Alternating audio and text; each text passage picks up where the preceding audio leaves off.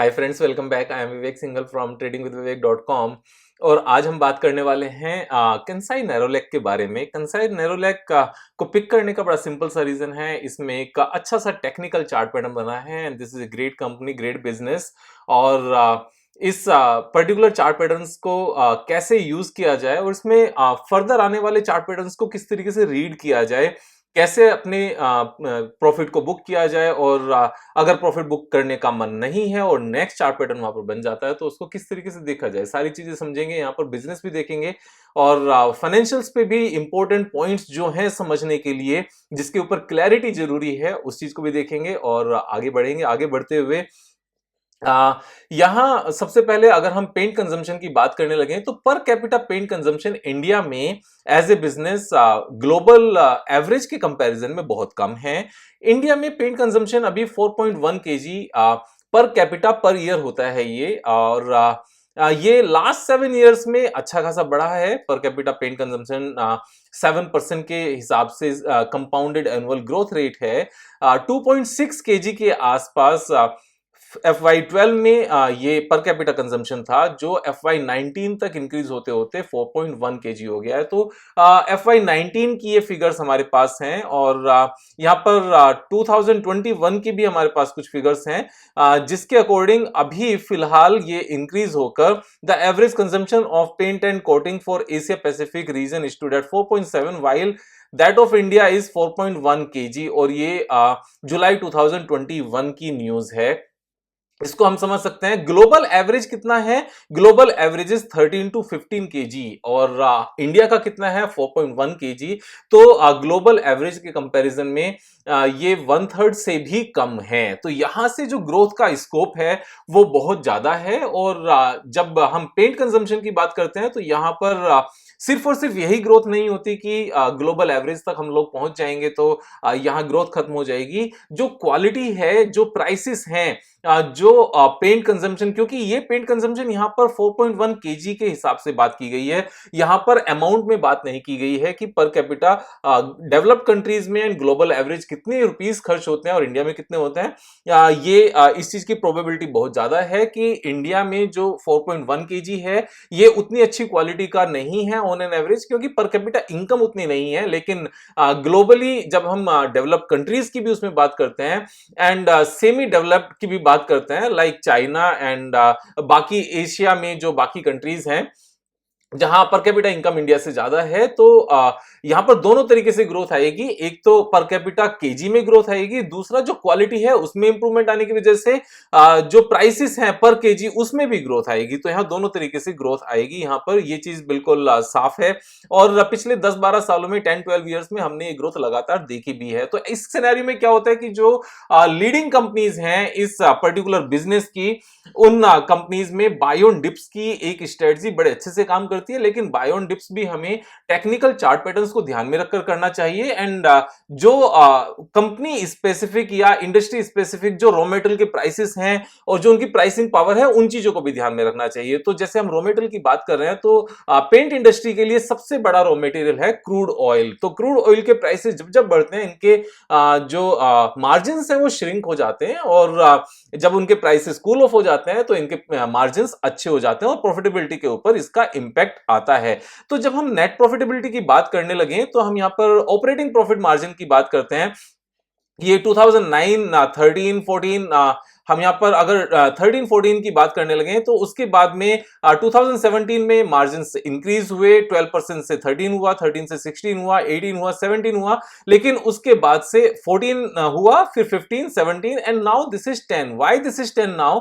10 होने का सबसे बड़ा रीजन है क्रूड प्राइसेस के बहुत ज्यादा ऊपर आने के, क्योंकि क्रूड प्राइसेस जैसे ऊपर जाएंगे इनके रॉ मेटेरियल प्राइसेस बढ़ जाएंगे। और क्योंकि क्रूड मटेरियल, क्रूड जो है और रॉ मेटेरियल जो इनका है मेन क्रूड, उसको एक लिमिट से ज्यादा शायद सभी कंपनीज की कैपेसिटी नहीं होती स्टोर करने की। तो इस कंपनी की भी ऐसा ही सीन रहा होगा और उसी की वजह से यहां पर मार्जिन श्रिंक हुए होंगे। Otherwise this is one of the main prominent company in this field, क्योंकि इसके जो प्रोमोटर्स हैं that is Kansai paint company limited Japan, और उन्हीं के पास 75% हिस्सेदारी है।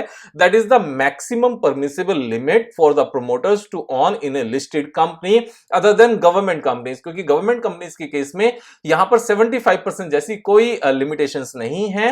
They can have even 99.99%, they can have not 100%, क्योंकि 100% होगा तो वो लिस्ट कैसे होगी, पब्लिक के पास कैसे आएगा। सो 99.99% तक भी हो सकती है, क्योंकि कुछ कंपनीज हैं जिसमें 99% तक की हिस्सेदारी है, 98% तक की हिस्सेदारी अभी भी गवर्नमेंट के पास है। एनीवेज वहां नहीं जाते। और 75% अपने पास है, प्रोमोटर्स के पास 3.28%, एफआईआईज के पास है, डीआईएस के पास 13.39% है, पब्लिक के पास यहां पर 8.34% है।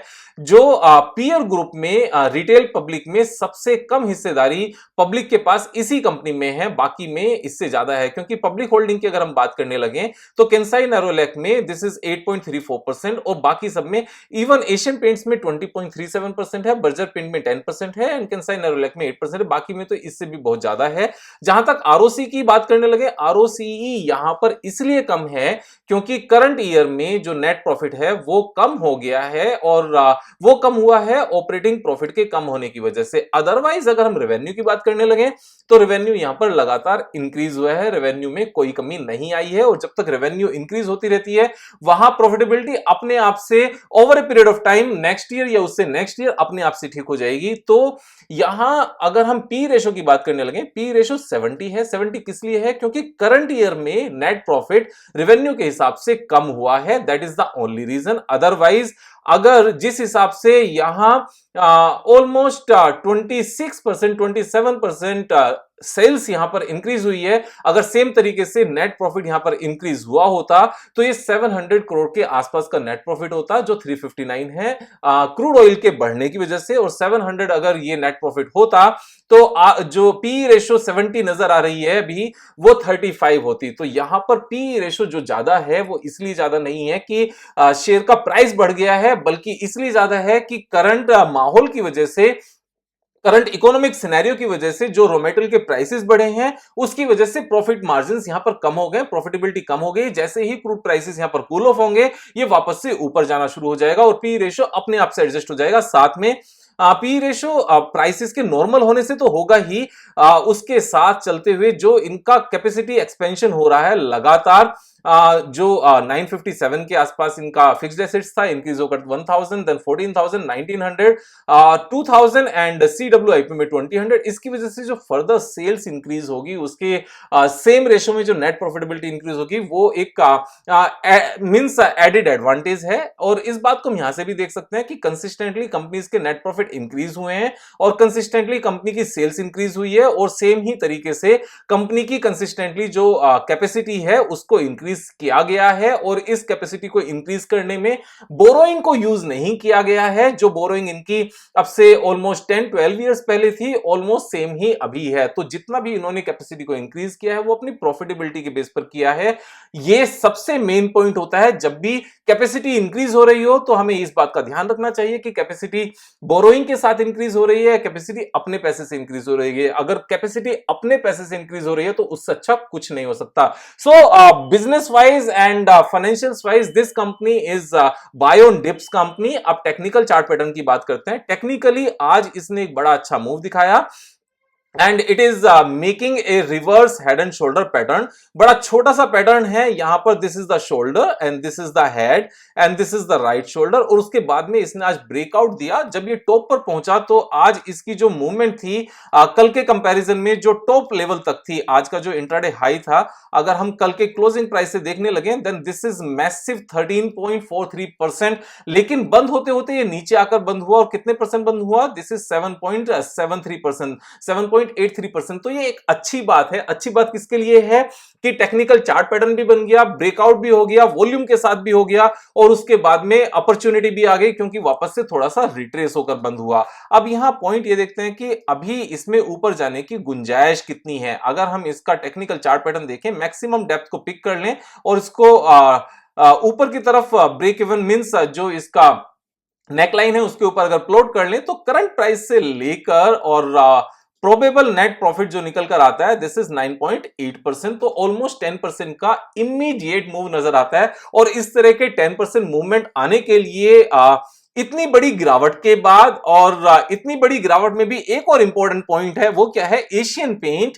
एशियन पेंट यहां पर लगातार रैली कर रहा है। इट मींस जो बाकी पीयर ग्रुप की कंपनीज हैं वो भी यहां पर रैली करेंगी। चार्ट आ चुका है ऑलमोस्ट, जहां से गिरना शुरू हुआ था वहां तक वापस पहुंच चुका है। तो इस सिनेरियो में जो बाकी कंपनीज होती हैं वो भी साथ में चलना शुरू हो जाती हैं, और specially when there is a chart pattern breakout with a good volume, तो 10% तो इमीडिएट नजर आता है। 10% जब ये बढ़ेगा तो एक्चुअल में पहुंचेगा कहां, ये इस रेसिस्टेंस में आकर अटकेगा, यहां आकर रुकेगा। इट विल फेस रेसिस्टेंस, क्यों, क्योंकि इससे पहले भी यहां पर लगातार रेसिस्टेंस फेस किया गया है। उस सिनेरियो में क्या प्रोबेबिलिटी बन सकती है, मैं आपको एक आइडिया दे रहा हूं। और यहां पर ये शायद शोल्डर बनेगा इस तरीके से, फिर ये पूरा हेड बनेगा और यहां रेसिस्टेंस फेस करके शायद ये एक और शोल्डर बनेगा और उसके बाद में फर्दर ऊपर जाएगा। वो कितना ऊपर जाएगा, हम आइडिया लगा सकते हैं कि जो इसका ये हेड का डेप्थ है, ये सेम को अगर हम ऊपर पिक कर लें तो इसका टेक्निकल टारगेट जो निकल कर आता है, टेक्निकल टारगेट निकल कर आता है उस केस में 596,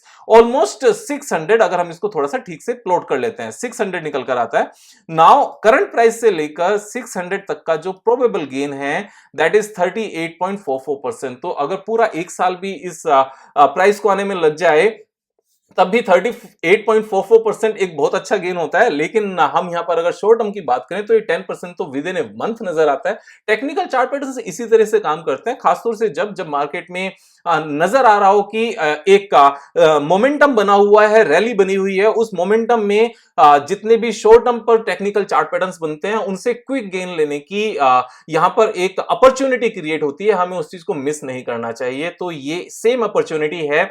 ऐसे में आपको जो ये सारी वीडियो बनाकर समझाने का रीजन था वो सिखाने का था कि किस तरीके से हम बढ़ती हुई मार्केट में जो शेयर बढ़ चुके हैं वहां से हटाकर ध्यान को जहां फर्दर अभी फ्रेश अपॉर्चुनिटीज हैं, जहां फ्रेश ब्रेकआउट्स हैं टेक्निकल चार्ट पैटर्न्स के बेस पर, वहां क्विक प्रॉफिट 10%, 12%, 15% किस तरीके से लिए जाएं, इसी चीज को लेकर मैंने हाल फिलहाल में 2-3 वीडियो पहले बनाई भी थी। डीमार्ट की बनाई थी, एचडीएफसी बैंक की बनाई थी।